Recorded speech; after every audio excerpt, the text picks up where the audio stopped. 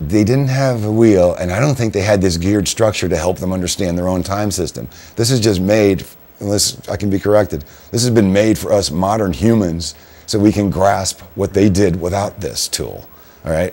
So that just tells you something about how their brains were able to function. And before you go ahead, I just want to jump in one more time.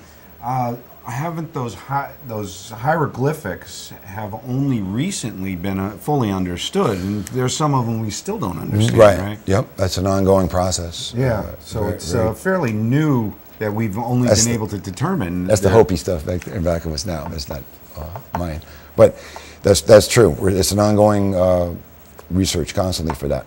Okay. Just want to mention something that I found is proliferating all over the web, and I think it's coming from the Jose Arguelles, Terence McKenna camp, if you will.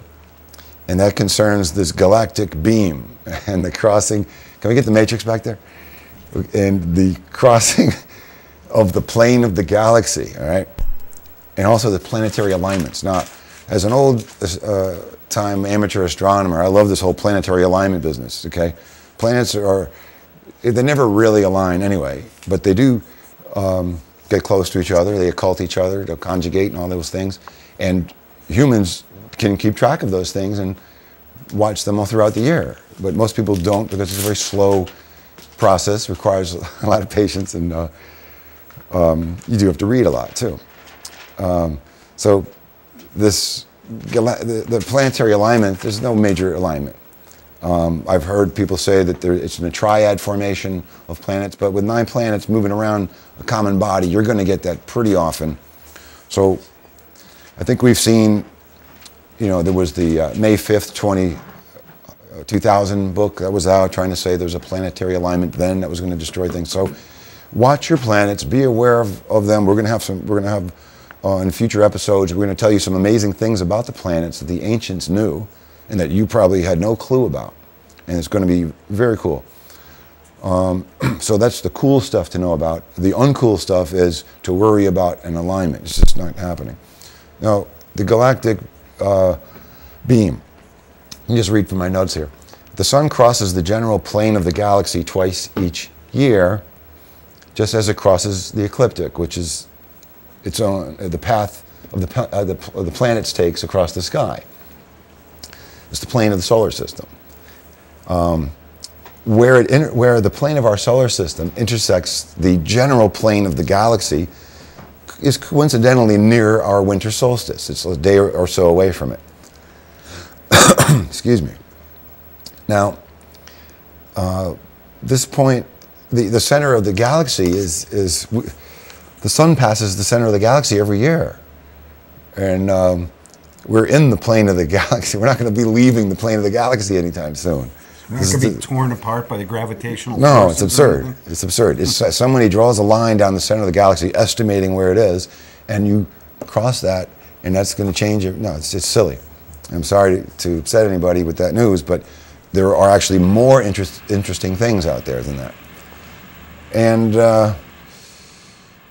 this precession of the equinoxes is a concept that I want everyone to be familiar with as well at this point, because this intersection point that you'll see on the websites, this intersection point between the galaxy, the plane of the galaxy, and the plane of the ecliptic, this is a point that precesses along, as does our solstices and equinoxes. This movement you might have heard about in the news, on Yahoo News, did a story on Ophiuchus, the new 13th sign of the zodiac. And not that I've written too many stories in my life, but I wrote about that 23 years ago, and I had it approved to you. I had it published in the small almanac. But when I was an astronomer, amateur astronomer, I noticed, why are all the charts for astronomers accurate, but the astrologers are using some fantasy world to, all the zodiac signs have advanced quite a bit since their inceptions thousands of years ago. The advancement is significant.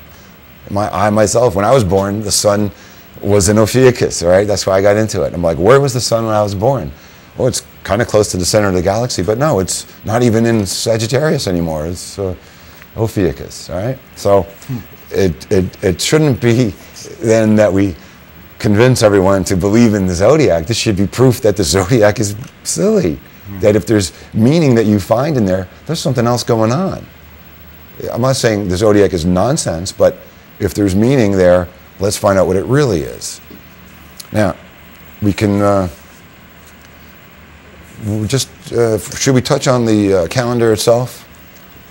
A little bit confusing with the 3 different Mayan calendars. Sure, if you want to get into that. We could go quickly just on a couple of things. Sure. Because you've probably heard these words. The long count, this is the big number that's expressed 13.00, you know, it's like a odometer. That's the total amount of days since 5,126 years ago. And each time those days get used up, you reset the clock and you bump it up to, it's going to be the 14th Baktun, starting up on the 22nd of December. So we should have a party to celebrate that just as much as the end of the other one. The 2 other calendars they use are the Deecken, which you've probably heard of. It's a 260-day period, which is 13 weeks times 20 names. You get 260 combinations. That's less than a year, so that's going to be a strange, advancing thing that will only catch up every 52 years to be synced with the normal 365-day civil calendar, which is called the Hab, H-A-A-B, Hab. So the Hab and the Deecken work together during the year, and they both kind of fit into the long count over these huge expanses of years. And the fact that these guys could calculate this or think this way is pretty remarkable. And they didn't even have a wheel, and they made those pyramids. Incidentally, I read just last night, there's a recent discovery of a huge pyramid in Guatemala, bigger than anything else, even the Great Pyramid. Really? It's probably smaller boulders, it's under a lot of growth, and they're saying it's absolutely the biggest. And the whole metropolis of the area under the jungle, they're saying it's bigger than LA. So this is going to take years to uncover. How could it go so long without being discovered? There's a lot of stuff in those boondocks up in the jungles. So it's in the jungle of Guatemala somewhere? Yep. Huh. So, and we could, just to wrap up our final segment on eschatology, I'd like to just go to the Hopi people, the Indians who you at home have probably heard these prophecies, the 9 prophecies. Now, I love all cultures, I respect all this stuff, but if someone can find evidence that these Hopi prophecies were written before 1959, that's as old as I could find any reference to it. And I know that's pretty pathetic, but the story is maybe just what was being passed around the internet, but it was like somebody wrote it down then. Well, don't the Hopis have like this oral tradition where all their stories were passed down after generation verbally, and nothing was really written down? Yes, apparently so. But when it comes to this, if we read some of the prophecies, if we can go to the first prophecy, we are told of the coming of the white-skinned man, but not living like Pahana men who took the land that was not theirs, and men who struck their enemies with thunder. This is thunder, rolling thunder right there. Right. Second sign, our lands will see the coming of spinning wheels filled with voices. And spinning wheels, and the prophecy, according to what was written here, in his youth my father saw this prophecy come true with his eyes. And the third sign, a strange beast like a buffalo, but with great horns, long horns, will overrun the land in large numbers. Clearly that happened. The fourth sign, the land will be crossed by snakes of iron. Yep, there's your snakes of iron. So these are all nice analogies to something that generally happened.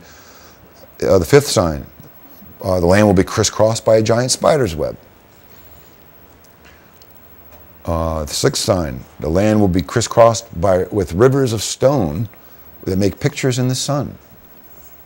Pictures in the sun, maybe the mirages that would come off the heat waves on a tarmac. The seventh sign, you will hear the sea turning black and many living things dying because of it. Now, this is poignant, and it's definitely the first prophecy that occurred during my lifetime, but I just didn't know of it at the time of the oil spill. But you know, we'll ring the bell for that one.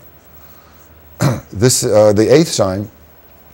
You will see many youths who wear their hair long like my people come and join the tribal nations to learn their ways and wisdom.